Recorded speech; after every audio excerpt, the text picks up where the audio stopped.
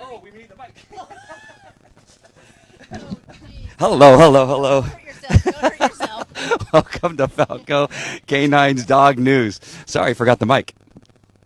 Oh, hi. I just love the way we come back to the show. Wow. So, what was I talking about? All right, welcome to Falco K9 Dog News. We are here at Falco Field with Gina, the most wonderful trainer in the entire world. Yay. And again, we prepared all week for this, Yes. and got ready for you. Actually, I prepared and told Gina nothing about what we're doing. That's what I like. I like the spontaneity of your thoughts and your feelings about some of these stories. But here's what you got to understand. Like last week, I went home like, oh, I should have said this. I'm such an afterthought person. It really sucks. So I'm sorry. It's okay. No, I like it. We got some pretty cool stories this week, and I stuck for the most part on the positive side of things. I am so tired of the Republican and Democratic convention. It's just everything on Facebook, just craziness. You know what? They should have brought out the dogs. Right. That would have just livened everything up. Yeah. Barack, well, I guess Mr. President. Barack and I are on first name term. Barack should have brought out their dog. Don't they have a dog? Yeah, they do. Wheaton or something, or I don't know. But I thought the prince should have brought his dog out with ice cream. All right, that would have been a good one. All right, so some of the stories we're going to be talking about, we're going to be talking about bulldogs. We're going to be talking about Super Zoo. Sorry, we're going to be talking about a dog that came back home after like 7 years of being gone, and a pretty cool story about a dad who created a contract because his kids wanted a dog so bad. I think you'll like that story. It's pretty cool. Yeah, it'll be fun.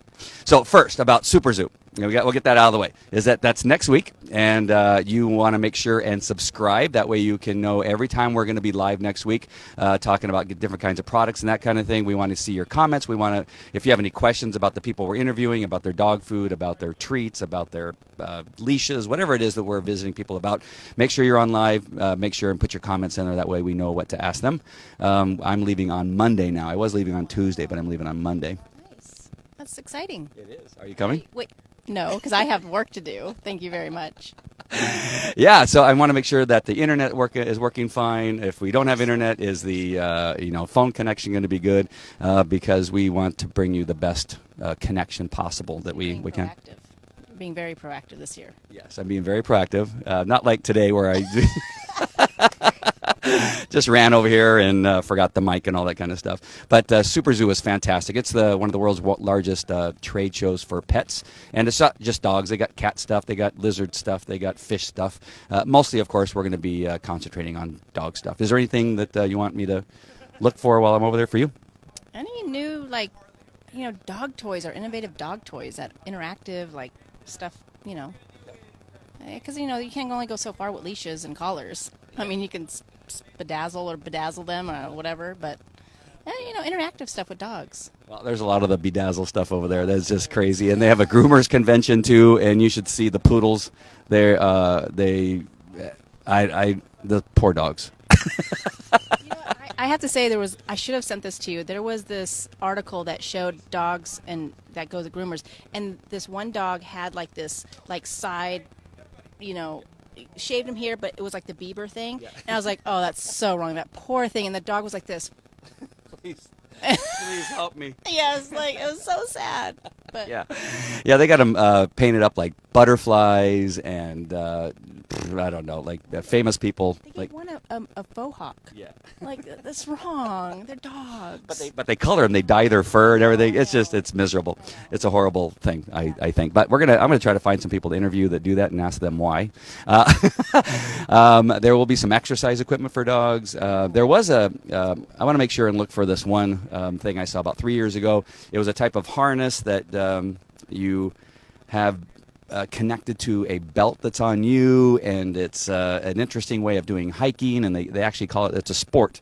And I have to look that one up and find that again. I completely forgot about it last year. I couldn't find them last year, so hopefully they're out of Canada. The Canadians come up with some pretty cool stuff. Yeah, I think that's the cool stuff, is learning all those new things that people bring out there. Yeah, I think my favorite one last year was this cooling bed that actually had an air conditioning unit inside the little plastic bed the dog actually lays on. It's mostly for police dogs when they could get back into the car. It was plastic. It was like they just invented it, and just got it patented, and it was there for the first time. That was a pretty cool thing. Yeah, I got the one with just the water in it. Yeah. It's nice. Yeah. Awesome. Yeah.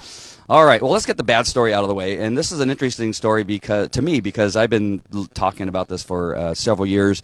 I know some other people have been concerned about bulldogs for quite a while, but this particular article says it's about bulldogs. Says English bulldogs are so unhealthy that researchers believe the breed may soon disappear. There's not much hope for saving English bulldogs as a breed, according to Seeker. I think it's Seeker.com. Yeah, Seeker.com. English bulldogs as a breed suggests new research that finds these dogs have extremely limited genetic diversity and are among the world's unhealthiest dogs as a result. Breeders have wanted to maintain traditional standards while improving the health of English bulldogs, but the new findings published in the journal K9 Genetics and Epidemiology, hey, I got that one out, didn't I? Suggest that those breeds' efforts could be a lost cause because the existing genetic stock is so low. The English Bulldog has reached the point where popularity can no longer excuse the health problems that the average Bulldog endures in its often brief lifetime. Lead author Niels Peterson from the University of California at Davis Center for Companion Animal Health, wow, that's a title, said in a press release. And so there's more, and like I said, like I always tell you, the links will be on the replay. But I've been seeing this with these bulldogs for such a long time. They have a tough time breathing. They have all kinds of other genetic problems that they always look like they're so unhappy. And I just think about what we've done to dogs by breeding these things. Purposely, right? We purposely bred this dog to be this way, and it's just so sad that this dog, once born, has to suffer almost its entire life. Have you seen many bulldogs in your training career? Yes, I have. Well, not here, but out in the world, of course. But yeah, they look really sad, and a lot of them are really overweight. The breathing is always an issue. They always seem hot and they're uncomfortable. Sad. Well, one of the reasons this dog came about, as I understand it, is back when pit bulls were being used to actually take down bulls for real, bovine and even bears, and then they would bet on whether the dog could beat the bull in the ring, and that's how he became a pit bull in the pit bull ring. Their bite was so strong. What they did is they actually genetically created the mushed-in snout of the dog to lessen the bite of the dog. That's kind of how that dog came about. Wow. Did you not know that? Well, I knew about the bulls and the rings, but I mean, let me just, soak that in for a little bit. Yeah, it really is. They didn't push the dog's nose in, but know, through breeding, they just found the right dogs that they would actually reduce the bite. So by reducing the size and power of the jaw, by mushing it in, it became less powerful. And now that dog, which, pit bulls can actually be very good pets, right? Except for, but their bite is so strong. When they do bite, it just destroys things, and it's unfortunate, but it really does make that breed even worse than it actually is, because their bite is so powerful. Like I've always said, a Chihuahua probably has more bites per capita than any other dog on the planet, and nobody ever talks about outlawing Chihuahuas. Right. Yeah, because they're Chihuahuas. You just kick them. Sorry. That is not very nice. Is our Chihuahua still back there? No, I can't. We always look for our Chihuahua. Always. Be a subscriber. Yeah. No, it's great. I love Chihuahuas. That Chihuahua's fantastic. No, he's Jubal. His name is Jubal, and he's an amazing Chihuahua. And he does every command, every advanced command. He sits, stays, in motion, everything. Amazing. Yep. So. Well, I kind of like the Labradoodle. It's kind of funny that the Labradoodle are actually pretty. You see them doing some pretty cool stuff in the therapy ring and that kind of stuff, or industry, and that kind of stuff. And I know I have a family member who has a Labradoodle, and they love that dog to death. That dog actually is one of their children. The children, I think, say the dog gets more love than they did when they were young. And so there are some things that we can do through breeding to create pretty cool dogs, but sometimes we really just jack up a dog. And like this poor bulldog breed just has always suffered from having that type of genetic background. Kind of sucks. Are they breeding those dogs with other dogs? Are they making a bull doodle? I'm just asking. Because then the face will come out and they could breathe better. Yeah, I think it's a doodle bull. Doodle. All right. Why are you turning the story around? This is sad. That this. I'm no. It's actually it's good. No, Is it good? We're trying to make the breed better. We're trying to keep the breed lasting. According to the story, they're not. It's not possible. It's a goner. This particular breed, and even the picture, which you'll see when you click on link. Yeah, the dog just is so sad, and they are. But I've never seen a happy bulldog. Have you? No, they never smile like pit bulls. Pit bulls smile all the time. They just and when you guys see this picture, this is like the poster child of bulldogs right there. That's what they look like. Yeah. All right, let's go on to the next story. Okay. All right, this is a pretty good story. This is from Texas somewhere. Let's see how a dog from Texas missing for years finally found his way home. And the picture out there is they got the number one and number two ugliest dogs on the planet. But Missing an eye? yeah, the one's missing an eye. His name is Is Captain. that the one that got lost? No. Oh, I was gonna say. You'll like the story. Okay. Can I read the story? Yes, yeah, sorry. Well, a picture tells 1,000 words. I know. It almost looks like the one. We can They actually can't make see. up. We can't but talk we about can a picture that the people can't see. we can make up a story just by the picture. I mean, how All right. exciting! Okay. Corky went missing in August of 2009 when he somehow slipped away from the Montez family's fenced-in yard in Texas. I liked how they said the fenced-in yard, so they want to make sure that the dog just wasn't running around. Yeah, they're responsible people. Yep. The family spent months looking for the little terrier, whom they adopted that year. He was wearing his collar when he went missing. We searched for him for 6 months. One of his owners, Jimmy Montez, told ABC News. We put up flyers, asked local businesses if they'd seen him, and even went door to door to our neighbors, but we never found him, and so we assumed the worst. The family finally moved from their home near Boyd, Texas, to Fort Worth, and added 2 dogs and more kids, but they never forgot about Corky. Then this month, the Montez family got a phone call. Corky was microchipped, which was lucky for all parties involved here because that's how he was reunited with his family after he and another dog were brought into the Humane Society of North Texas. Staffers discovered the microchip after Corky and another dog named Captain were brought in, according... I'm still here. Oh, sorry. According to a Humane Society post on Facebook, Kim and Jimmy Montez were contacted, and when the family arrived, they took home not only Corky, but his pup pal, the one-eyed Captain. Arrgh. And that's what the picture looks like. What a blessed day it was, Kim Montez told the Star Telegram. We have so much love to share. And it goes on and on. There's a picture of the dog and with a 12-year-old who was, how old? 3 years old when the dog got lost. And the dog doesn't leave his side. It says that it's pretty, let's see, where is it? Captain, the other stray, adopted the family, Corky, as are kind of a package deal these days. It actually is pretty adorable. He told the network it looks like Corky really took care of Captain when they were out on the streets. He always lets Captain eat first, and he'll even stand guard to make sure none of the other dogs bother him. So it's pretty cool. So the moral of the story is that you should microchip your dogs. That's what I took from this, and that even after 7 years, they said, right? 9 years? 7 years. I forgot what they said already. Somebody don't know. That the dog still can be found just because you have the dog microchipped. What technology? Sometimes we badmouth technology. We say, "Oh, it's a pain in the ass now," and that we can't get away from our phones. But this is where technology actually brings the dog back home to the family, and that they said the dog actually recognized them. It's pretty cool. Yeah, you see those on news channels all the time where where even a family member leaves for a few years and the dogs, they see the dog. You see them on Facebook all the time actually, and their dogs are just like going nuts that when they recognize the owner. And is it really the sight or the smell? I think it's both. Oh, okay. Because you see the dog kind of walked out. Sometimes I've seen this with my police dog when I would take him to the kennel and then I would go on vacation and then come back and pick him up. I would see him come out kind of like dragging, like, whatever. And all of a sudden he would like look at me and like, I think the smell finally hit him. And not that I don't smell that bad. I think the dog just recognized. I'm sweating like a monster. It's bad. It's bad out there. And I think the smell, but I think there's the sound of your voice definitely, Yes. for sure. I know that dogs can hear.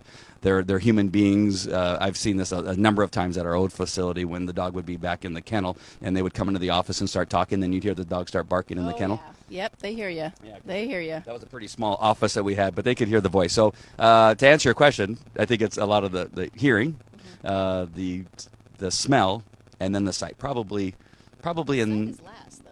yeah, it is on the dog. Smell, Smell first for a dog. Yeah. sight, Here. No, here. here, Yeah. here. Yeah. Are you kidding? But microchip your dogs. That's a really important thing. That Yes. really is one of those things that you really got to do. There's dogs that come into the shelter where my office is all the time, and that's the first thing they do is wand the dog. It's amazing this dog was out and about for that long and never got wanded. That's what we call it in the business. Never got wanded. Before then, you think that? So was it? Do you think the dog was actually out in the wild for this entire time, or what's the story? What area of Texas? I mean, I'm not. I mean, it's like a city, a suburb. I don't know. I mean, I guess, which dog was it? This one. Yeah. This one. Those dogs. They're cute. They'll be picked up by a family, and maybe it's an escape artist, and it was like a transient, and just went from house to house, and finally, made its way home. And nobody ever thought that, hey, let's check to see if this dog has a microchip. But it's more common now, and so they're doing it more often. But after that long a period of time, that's pretty awesome. But ugly dogs. Wait until you see the You gotta picture. go there first. Yeah. Bad, Andy, bad. I know I'm bad. I'm so sorry. I don't know what I'm bad about. Which one? I said something bad on the other story, too, I think. But this is cool. So, yeah, Oh, this picture. I know this is. This picture, You'll see. understand. They're so ugly that they're kind of cute. I got to say that. I mean, this one probably would have been gone for many more years. The one, poor dog with one eye. Oh, It's like how they found each other, though. cute. I mean, All right, you guys can't see the story. We got to stop talking about I the know. picture that they can't see. All right, when you see the picture, you'll know exactly what we're talking about. Yeah. All right, this is it's a sad but funny kind of story at the same time, and you'll find this interesting. Thieves in Chicago inadvertently saved dog locked in hot truck. I nice. never think you'd see that title. But in Chicago, a West Town pub owner believes a group of thieves who have been preying on the neighborhood inadvertently saved the life of a German Shepherd earlier this week. A pickup truck parked near the Irish Nobleman pub. God, that sounds like a great place to go. I love pubs. Do you have Irish pubs? Oh, absolutely. Irish fries and nachos or whatever they call them. Shepherd's pie. With shepherd's pie. The best shepherd's pie is in the islands off of Seattle. The best shepherd pie ever in the world. Yes, it's a pub in I forget the name of the island off there, but you take a ferry. It's like an hour and a half. This is the best. I remember, and that was like 10 years ago. It was the best shepherd's pie ever. Awesome. Okay, All right. sorry. Yeah, no problem. I started that around 9 a.m. Monday when the temperature was already around 80 degrees. The temperature outside was rising rapidly, and a German Shepherd was locked inside the truck. Within 15 minutes, a group of 4 young men came along. And the video that goes along with the story, you'll have to watch it because we talked about proof that this actually occurred. There's video proof. Video proof. There's another way of saying that. Yeah. There's proof through video that this is true. This is a true story. And the gangsters walking by, you just look at them and you go, "Those guys are bad guys." You see, I've seen those. I've seen 1,000 of those guys. There's Those good in guys. everybody. They rob you should see. They actually break the window and take the laptop. haven't and seen it yet. Yeah, well, they were walking down the street, looking at every car they walked past, and I believe they saw the laptop and smashed the window and took it out. Pub owner DeClane Morgan said, "I don't believe they knew the dog was in there." So on the video, what it shows, he throws, and I probably shouldn't tell you that because there's maybe some of you that don't know this, but if you take a spark plug and break the spark plug and take a little chip of the spark plug, even the little tiny chip, and you throw it at a car window, it shatters it.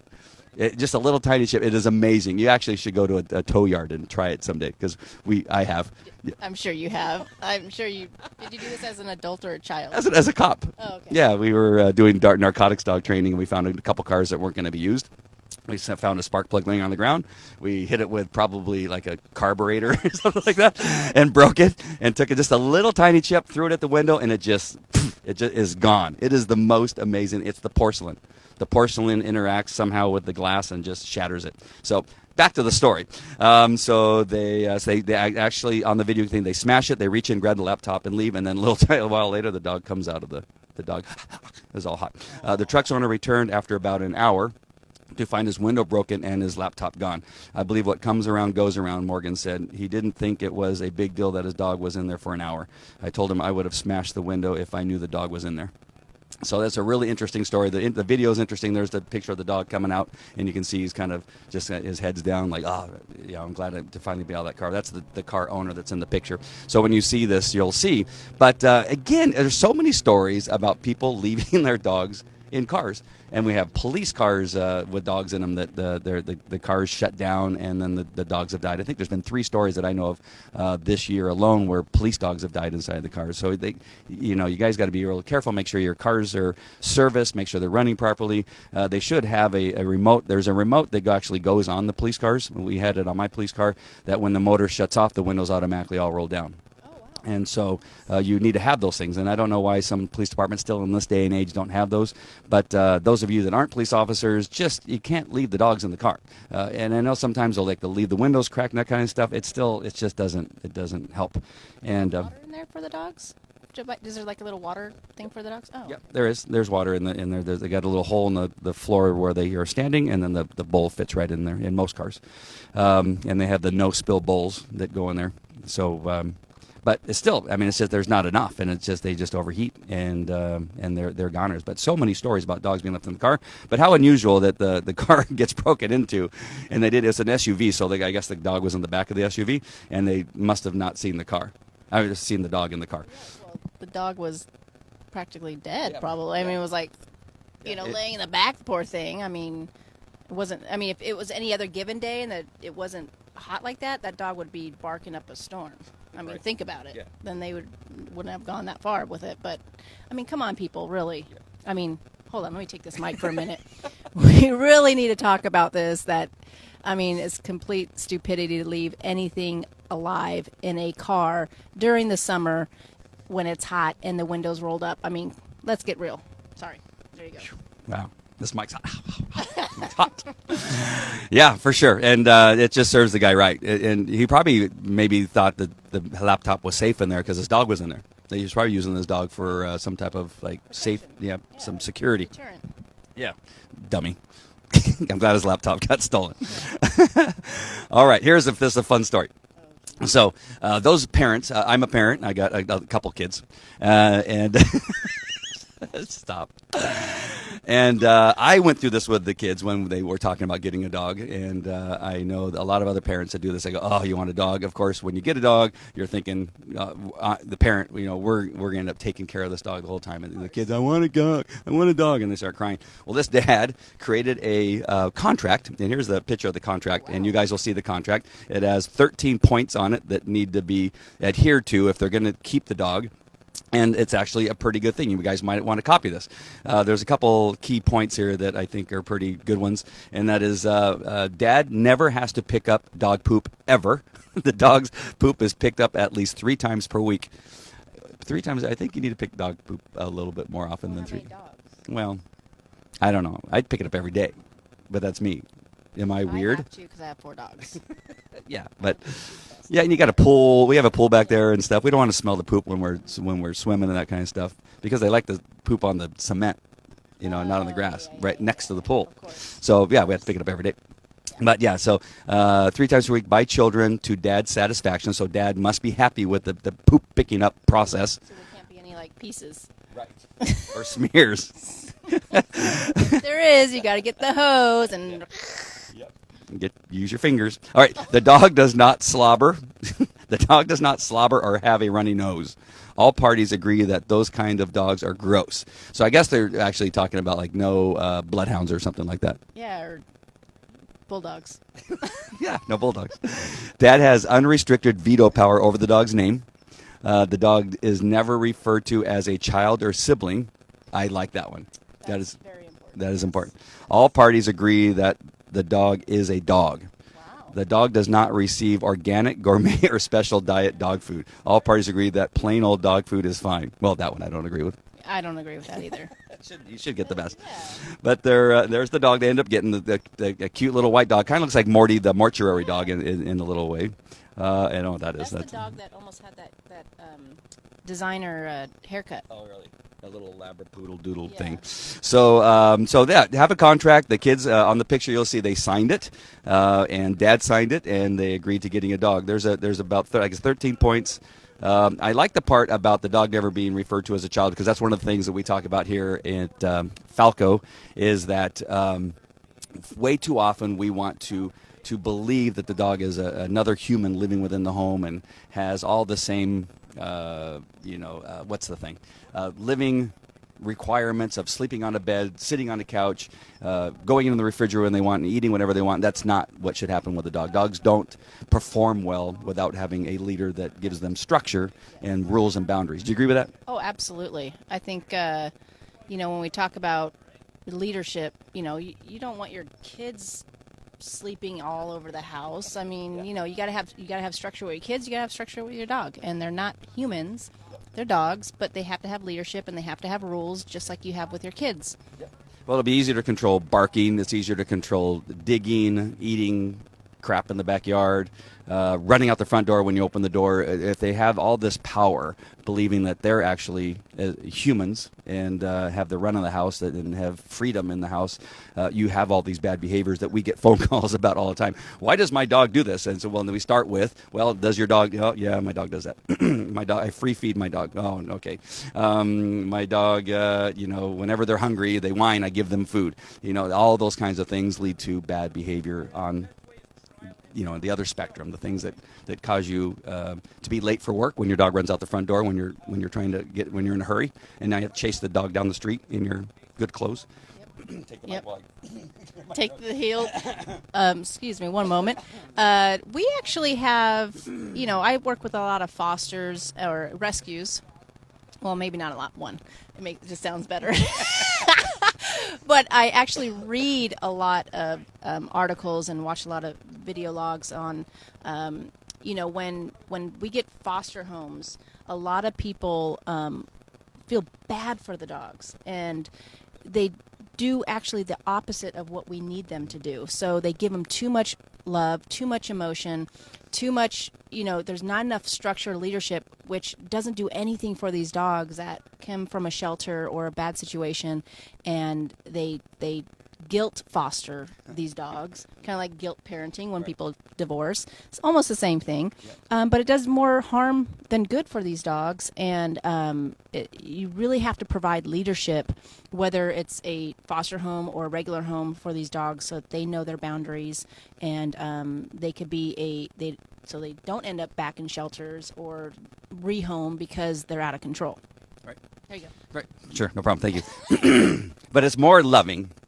Some people say, well, I just love him so much, and he's had such a hard life, and I just want him to feel like he's just loved. You actually show your dog more love by giving them leadership. You're showing less love by letting them, just kind of flounder around and try to figure crap out on their own, and just and then kind of pushing you around is not a good way to be either. You see children that have that life, and how they end up when they get older is just horrible, because they've been able to push their parents around.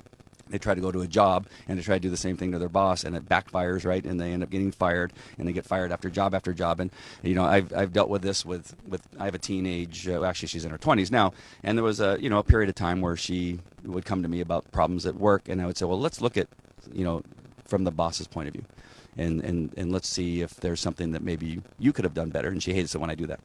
Being an entrepreneur and business owner myself, I don't always side. I side with my daughter often and try to, see her side of it. But you sometimes have to bring that to their attention. Now, let's look at what this owner has to deal with, right? As far as running a business, responsibility, you being there on time. What happens when you're not there on time, that somebody else has to take your place, or they have to now do the job of your job until you get there? And there's all these consequences that begin to pile up. And then when you point that out, they begin to realize, oh, okay, I guess I was looking at it from a very selfish point of view. And so when you have a dog, you go, well, I don't, either they love the dog so much that they don't want to put any rules or boundaries on the dog, or they're lazy because they go, oh, it's too much work. I don't want to put a leash on my dog in the house and that kind of stuff during a certain period of time during training. Well, that's the only thing that's going to change, is if you take extra steps, if you make sure that you take the time to do a little bit of training before you feed the dog and that kind of stuff. It may seem like work. Well, then maybe you don't need a dog. Right. You see those stickers on the back of people, my dog saved me, I didn't save my dog. Yeah. And it's like, those people really scare me, because, and I'm being completely serious, because like they're getting Kim has one of those stickers. Oh, I'm sorry. No, she doesn't. Okay. Well, okay, so Her dog literally does save lives. well, no. Aside from that, but when you get people that get a dog to comfort their, there is actual reasons why people get therapy dogs. Yes, I get that, but there's also those people that get dogs because they have something missing in their life, and they just kill their dogs with emotion and love, and they sleep with their dogs and they cuddle with their dogs, they spoon their dogs and whatever it is, and they just completely spoil them, and they're like holy terrors out in the world. But that's a prime example of how you should not be, people should not be dog owners. Right, we're losing all kinds of people, I think, on this. But I got to tell you this story. I wish you would have been there. This is back when we were training at a park called Greenbrier Park over next to Mother's Associated in Imperial Highway. And this family comes in. I talked to him on the phone. I said, oh, this dog is the worst dog. We love the dog, but he's the worst dog when we take him out in the public, and then he destroys this and that and the other stuff. He runs out the front door. And so all the typical bad behaviors that people come to us for. The dog barks at people, barks at dogs, and thinks it looks like he's going to eat him. And it's a German Shepherd. So they come with the wife, the father, and I think there was at least one child. There might have been 2 children. And they come, and they're all like pointing fingers at mom and saying, because I'm saying, oh, well, we talk about, is a dog allowed to lay on the bed? And people don't go crazy. I don't care if a dog is on the bed with permission, right? As long as the dog is good in all these other areas, then the dog can have a little bit more freedom to do certain things. I use that as an example because that's where we begin to go wrong, right? So I start talking about all this stuff. And they're pointing at mom saying, well, yeah, she does all that stuff that you're talking about. And she's going, no, I don't. I do not. I'm the only one who disciplines the dog. I'm the only one who does this and that. And so there's this argument that we often see between family members about who's the leader of the dog. And so she's like denying it all. And so I said, okay, well, just wait over there. And then when the basic class starts, because I think it was intermediate time during that time, which is about 30 minutes, then you'll come on the field and we'll just get started training your dog. And so about 15 minutes later, it's still not basic training time. I'm looking at the intermediate class, which is right in front of me, and I'm talking to them. And I kind of look past them and I see the lady, the dog that I was just talking about, and she's laying on the ground, spooning with the dog on the grass in the park. Frolicking? No, she's holding the dog and she's cuddling and spooning with the dog on the ground. That's what I'm talking about. They're soothing their own emotions. Does she have a husband? She was there with her husband. Oh, I must have missed that part of the story. So of course, I am so sorry.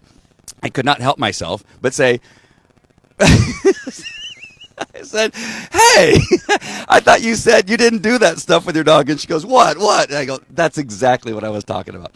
And, of course, called her out in front of like 40 people or something, however many people, 30 people were there. It was pretty awesome. Did she stay for the rest of the day? Yeah, I do that all the time. People love that kind of. That's because you followed up with that laugh. That's why. Like, what are you doing? And then they would have, tail would have been between their legs, and they would have left. Yeah. It's that laugh. And just understand us. We're not saying that you should not love your dog. You should not care for your dog. I love Hazel, our dog. I love my police dog like to no end. My dog saved my life. I would have done anything for my dog. But he had rules and boundaries. He couldn't come out of the police car unless I called him out, right? So we had automatic door poppers on that's not my belt, but I didn't want to go where you couldn't see me, on our belt that we push the button. The door would pop open. One of the things that would kill police dogs very often in the beginning of those door poppers, the doors would get popped on accident. We would put our ticket books on there and stuff like that, and it would hit the button. The door would pop, and we'd be on the freeway, and the dog would jump out and run into traffic and get killed. That happened very often. And so what we had to do is teach the dog when that door pops, it doesn't mean you come out. You only come out if I call you and I need help, Falco help, and call the dog out to come and help me.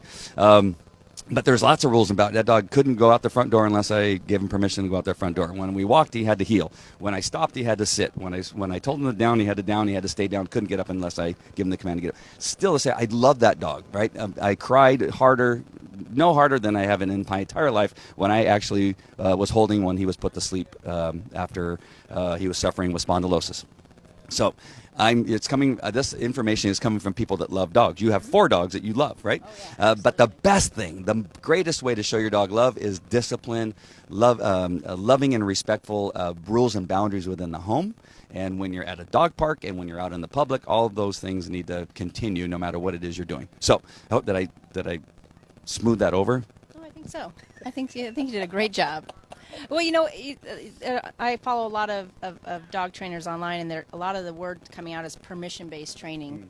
And so it's kind of like what you're saying is they can be on the couch and they can be on the bed, but it's got to be permission-based. They just can't frolic up there and, turn over and just make themselves cozy like this, their own pet bed. They can do their own pet bed, but it needs to be permission-based on the dog looking at you. Oh, okay, come on up here, and that establishes boundaries. I mean, we can't say boundaries and leadership. I mean, it's like a drinking game for trainers, right? I mean, the more times we say it, it's like the more we drink. But it's so true. I mean, leadership and boundaries and permission-based. I mean, yeah. We have people even in our training, during our training, we talk about all this here at the field. Right? We share with them. We talk about their dog. In particular, we have aggressive dogs that are in our training all the time. And then I'll get text, from people that, for whatever reason, they have my phone number, which I probably shouldn't do. But they're in the way, my dog was horrible this week. And I said, well, did you do this? Well, no. Well, that's what we're talking about. It just doesn't apply here at the field. You must have those same rules and boundaries, discipline going on the entire time with this dog, especially if your dog's aggressive. And that's what some people don't understand, that this is, once you have a dog, don't look at it as work. I try to say, look at the advances you make and enjoy the advances, that you now can walk past another dog without your dog lunging at another dog, and enjoy that and say, wow, that's fantastic. What can I do next? Right? What can I challenge my dog with next? And that's what you have to look at, not how much work is it that I have to do to get my stupid dog to listen to me, because he doesn't want to listen to me. And, so much hatred and,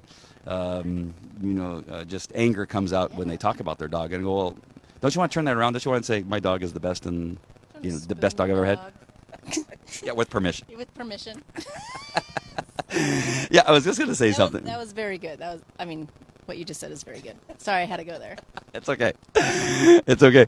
Because, but we get that all the time. I get the texts or I get the phone calls like, oh, my dog. There's some people that may be watching now that know exactly what I'm talking about. And I wonder if I can't. Kim, give me permission to talk about you. We were on the set at a TV show we were doing together. I'm waiting to see if she's going to give me permission. If she's not on, then I can talk about her. Okay, she's not on. She'll never see this. So, Lola is a fantastic dog. I have to premise that. Kim is a fantastic person. Kendall's even more fantastic than her mom. No, they're about equal. And so we're filming for a National Geographic, a show that we're doing out there, and we're out on location. Yes. And we're busy talking about, well, how come Lola still has some of these behavioral issues that really are kind of irritating? And we're having this discussion. I said, well, because you need to make sure that you have these rules and boundaries, and and that she looks at you as truly a leader, a respectful leader, not like the one that does the alpha rolls and tosses the dog down. None of that crap that you see on television. Well, that's what I'm talking about. And she goes, well, how come the dog, she listens to you? She never acts out when you're around, and blah, blah, blah. And I grab the leash and she sits and all this kind of stuff. And as we're talking, we happen to be actually by the pool at the hotel when we were talking about this, and Lola's out there. And as we're talking, the dog jumps up onto her lap and she begins stroking the dog. There you go. The dog on its own, right? And Yeah. says like, and then it goes like this. Oh, yeah. You start petting pet me. me. And what does she do? She starts petting the dog. And I'm looking at her and I go, have you heard a word that I've said? And she goes, that's what you're talking about. And so it's like moments like that sometimes that you need to happen, because they don't realize. You can say it all you want at the field. You can talk about it all you want in the phone, in the text, but until you can say that the lady spooning on the ground with her dog was that moment that I said, that's the problem. That's what we got going on. Can I share my story about that? So I just recently had a customer here ask me, my dog, every time we leave the office, they have a big yard in their construction. She said, the dog just bolts out and just takes off after all the feral cats. And I said, well, explain to me exactly what your routine is when you leave. Well, I open the door, the dog runs down. I'm like, okay, let's stop there. Okay, so the next 2-3 weeks, you're going to open the door, and the dog goes out, you're going to shut the door. It's what we learn in basic, right? Open the door, shut the door. Open the door, shut the door. So they know you don't go unless you tell them it's okay to go out to the wherever they're going. And she goes, then when we get on the landing, then the dog just bolts down the stairs. I said, again, so you stop at the stairs. If he goes, you bring him back. He goes, bring him back. So it's like those routines. Right. And then she goes, then when I get to the bottom stairs, the dog just takes off. Okay, well then put your dog on a 20-foot leash or something, or a shorter one, and don't allow that. If you don't want that behavior, you got to stop that behavior. And you have to go through these things every single day, every time you leave work, and routinely do it, and you'll see a difference. And she was like, oh, okay. Right. So, right. Perfect. I mean, compartmentalized training is what I like to call it. You just take one step at a time, you reduce it down to this one little thing, get really good at that one little thing, and then move on to the next thing. And that's how I think a lot of our clients need to take their training levels, is compartmentalizing, working on one thing and finalizing that and getting that perfect, and then kind of transitioning into the other one and getting that done, and it works. It works.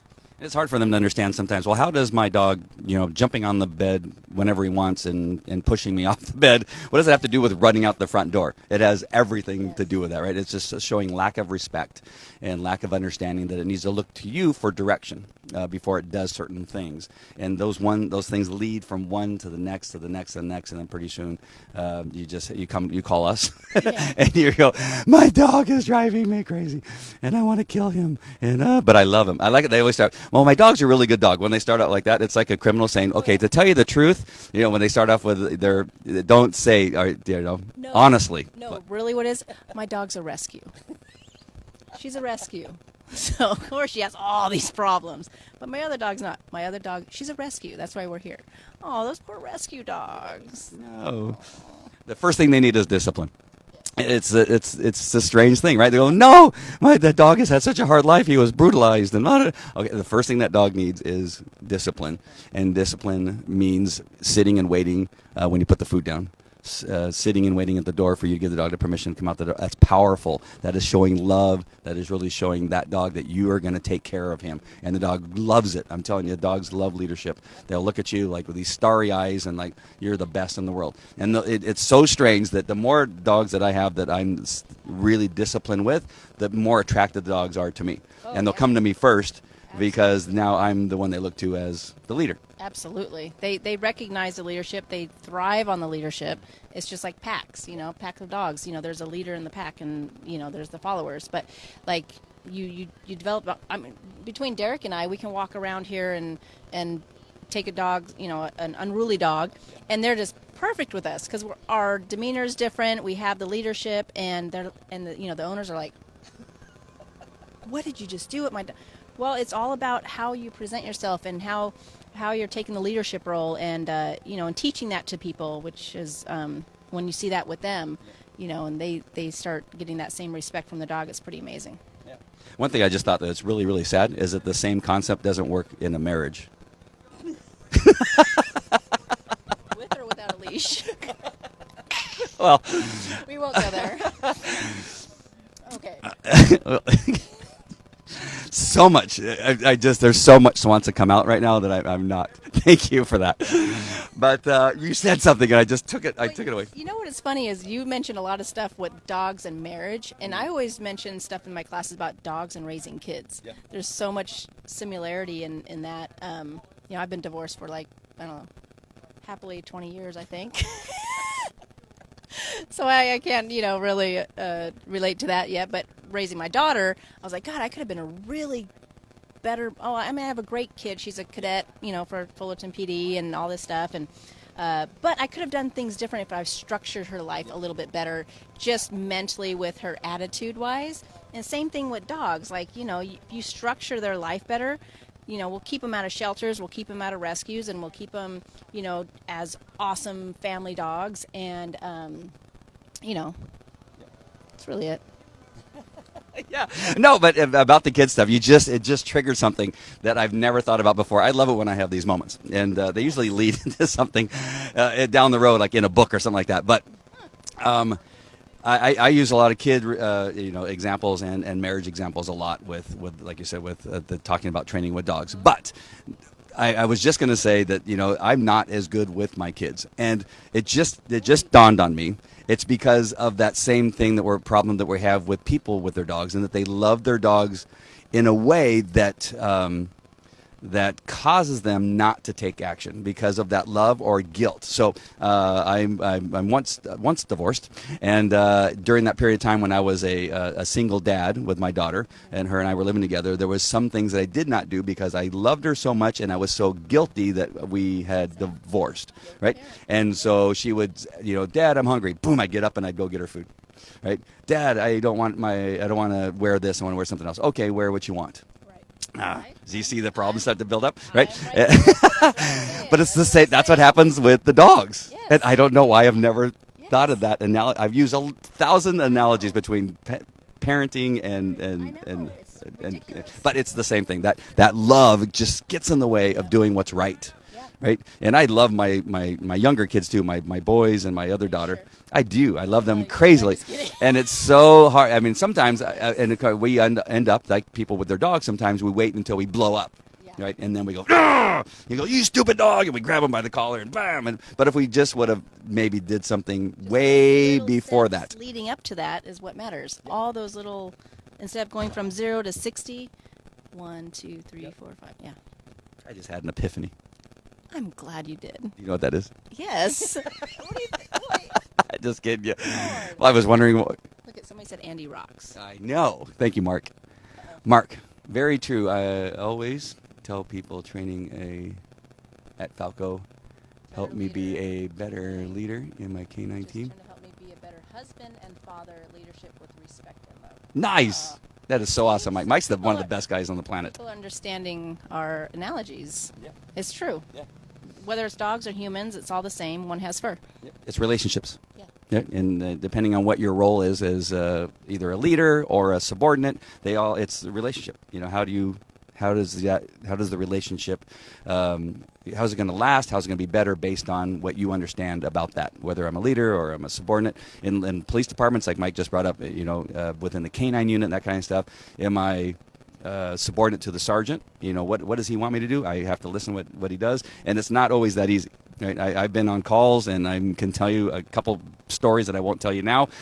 Give me a beer, and I'll tell you some stories that I had to follow what the sergeant said, and I hated it.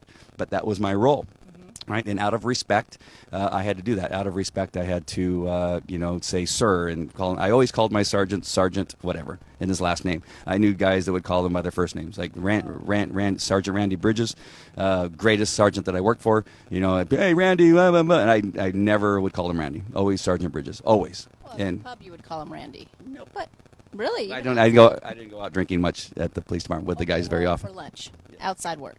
Did you? No. No? Sergeant, Really? sir. Always? Yeah. It was Wow. crazy. But we had a great relationship, right? And I always understood that was my role. And I rarely went out. I had a guy that I lived with.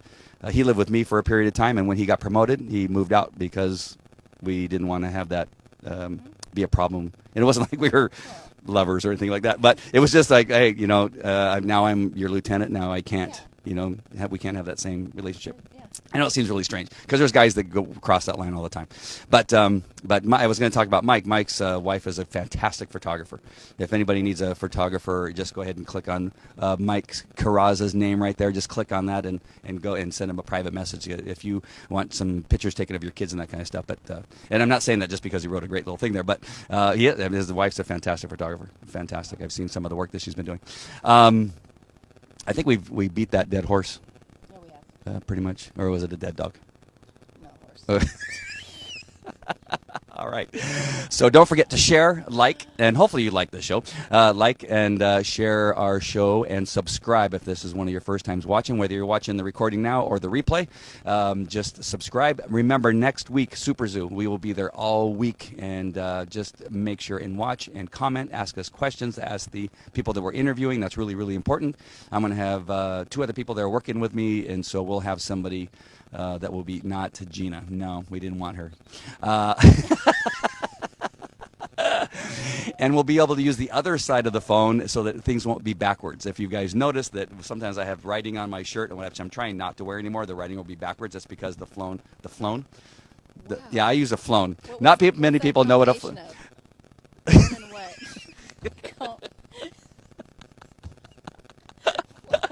I don't know. I don't know what's in the You have smoothie. to think about that. I don't know. I don't know where I came up with flown. It's a combination of 2 words. I You just know. gotta figure it I don't know out. what I was going to say. Yeah, just text me The later phone. when Thank you for whoever gave me the happy face. Because when you're using the front of the phone, the camera, Oh. it turns things around. The front of the, no. But when you flip. Flip. I was going to say. Oh, there you go. Phone You're and right. Flip. Phone and flip. You're right. Flown. Now flown. You can bring that to your vocabulary now. Now all your listeners will know. So what I'm using now is the flown. When I use it the other way, it's the phone. All right. When you use the other side, the other camera on the other side, then it's right side around. You won't have to read back. So Super Zoo next week. Subscribe. Make sure that you're there for us and I'm really excited for that. contact Falco K9. Falco Dog Training, Orange County. Wow, Falco Dog Training, Orange County. Call our office or go to the website. Is it Falco dogtrainingoc.com? Yes. What is Falco. it again? Falco dogtrainingoc.com. Right. And get some of this fabulous training from Gina. She is just kicking it out here along with Derek. Derek the Legend. Where'd Derek the Legend go? Wow, did we just scare everybody off? I know. Derek and Gina together make a great team, and you guys will love it out here. And hopefully it's not as humid and nasty. I was sweating like a pig just a minute ago. All right, so we're getting ready to sign off. Do you have anything else to say? Anything new happening in your world? Nothing? Nothing that I can share on here. That's the after show. Oh, wow. All righty then. All right. Well, thank you guys very much. I really appreciate it, Mike, and hopefully Kim's still my friend after I told her that story.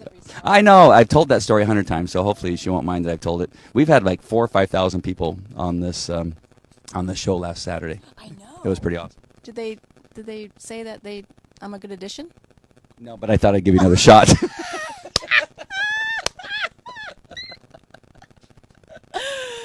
Darn you. You know, I'm like Trump. You know, I stay Get outta here. Okay, I stay loyal, right? I don't just fire you just because you wrote a bad email about Bernie or something. I don't, oh, you're fired, right? I stay true. No, it's okay. You must stay. It's like Trump and the speechwriter for his wife. He says, you know what? We're not firing you. You can stay. What a He's a nice see, guy. Very nice guy. so that's got to be something good. Of course. Yes. Just because he writes horrible tweets. Is it horrible He tweets? wants to punch everybody. Tweets. Tweets. Yeah. It's tweets. All right. How do you? Here's this is totally undog related, but how do you say multiple Prius? Priuses. Priuses, not Prii. Anybody? Mike? Mark? Anybody have any? I'm sorry. This is a dog show. Yeah. What do you call Batman when he doesn't go to church? Oh, when he leaves the church. What do you call Batman when he leaves the church? I don't know. Christian Bale. Come on. Come on. Any happy faces? Any thumbs up? Come on, give me something. Come on. What? Oh my gosh. That is a good one, isn't That it? was a good one. All right. I'm a horrible joke teller. thumbs up. Thank you. Oh, you did. Oh. I don't know who that was from, but thanks, whoever that's from. All right. That's awesome. Good show. I got to leave it on that. I got to leave on a high. Yeah, All me right. too. All right, guys. This is Andy again with Falco K9 Academy and Gina from And Gina Falco Dog Training Orange Brunick. County. Oh, Gina Brunick. Brunick or Brunick, it doesn't matter. She doesn't care. Either one. Anybody single? Now that we know that Gina's divorced for 20 years?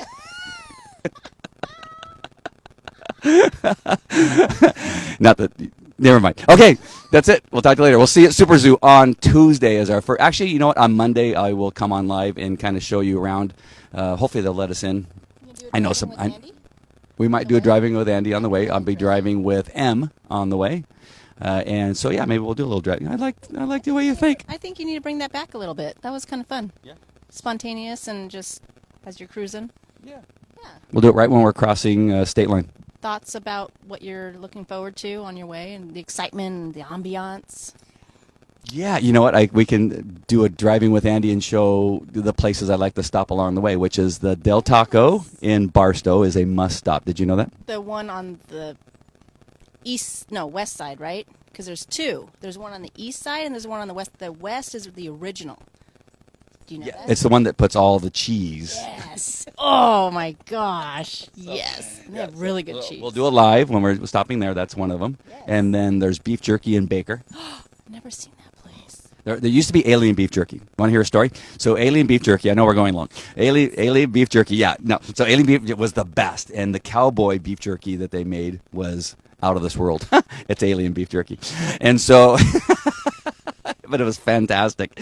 It was great. And then one day, after years of stopping there, because I went there when it was just like this little shack to this, now it's like a supermarket of beef jerky. Yeah. And so I go there and I get the cowboy and it tastes different. And I go, oh, this doesn't taste so good. And I just I'd go and complain and say, yeah, the guy at the guy that stops in once a year is complaining. The guy would know me. The guy goes, hey, you're back. He would recognize me. And so he goes, I know they changed the recipe. And so that's all he would tell me, right? He goes, you're right. It's not the same. So I think that like 2 years later, so I was there coming back from Vegas, I think it was about 2 months ago, driving back from Vegas, and I see a sign for another jerky place. I'm going, how dare they open up another? I go, but I got to go check it out. And I go check it out, and I go inside, yep, and I try their cowboy. They had another one called Cowboy Beef Jerky. And I tasted it, and it was the old flavor. And I go to the guy. Well, wait a minute. Oh, there's more. Yes. So I go to the guy. I go, oh my gosh, that's the beef jerky that I love that Alien used to have. And he goes, well, I used to work for Alien as their cook and recipe person, and then we had a falling out, and so now I finally started my own. So that recipe was my recipe, which is now our recipe. So we're going to be stopping there. We'll do a live about that too. I know it's not that much dog related, but. We'll make it dog related. We'll try the dog jerky. There you go. See if they can make it dog Yeah, jerky. we'll ask them. We lost everybody. There's probably nobody. Oh, there's still 3 people watching at least. It's the rants afterwards I think people are really excited over. Because last time I think we had 5 times we tried to sign off. Right. This is maybe 2 or 3. And my old videos that I used to do with a guy, his name was Dan. We call him Dan the cameraman. So I had a cameraman that would follow me around, and we were doing shows with Danica. If anybody remembers when we did those videos with Danica, she was our co-host. Very beautiful and just funny as heck to work with. And her and I would have these like same kind of rants and stuff like that. Well, at the end of every video, we did all the bloopers.